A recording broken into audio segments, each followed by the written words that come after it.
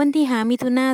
2026เมืองบะเจียงเจริญสุขแขวงจำปาสักได้จัดพิธีเฉลิมฉลองวันปลูกต้นไม้แห่งชาติครบรอบ46 ปี วันเด็กน้อยสากลครบรอบ100 ปี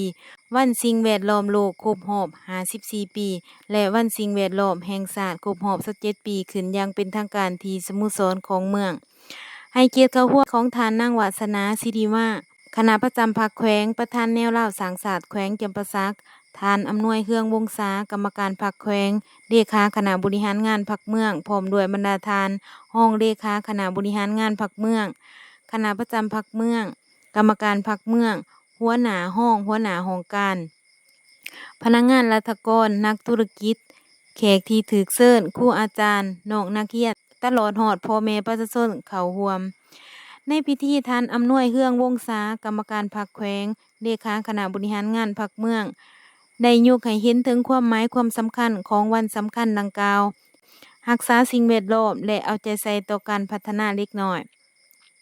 โอกาสเดียวกันนี้บรรดาการนำและผู้เข้าร่วมได้รับชมการแสดงศิลปะของนักเรียน การเดินแบบ การให้บริการหยอดวิตามินเอแก่เด็กน้อยอายุต่ำกว่า5 ปี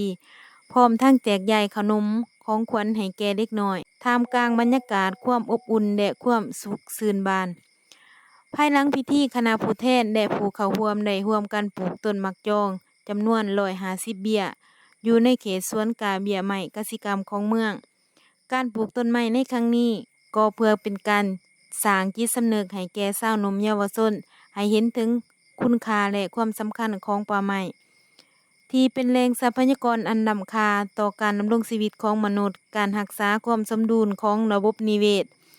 ถือเป็นการสืบต่อขบวนการอนุรักษ์ป่าไม้ปกปักรักษาสิ่งแวดล้อมและสร้างการมีส่วนร่วมของสังคมในการคุ้มครองและนำใช้ทรัพยากรธรรมชาติอย่างยืนยง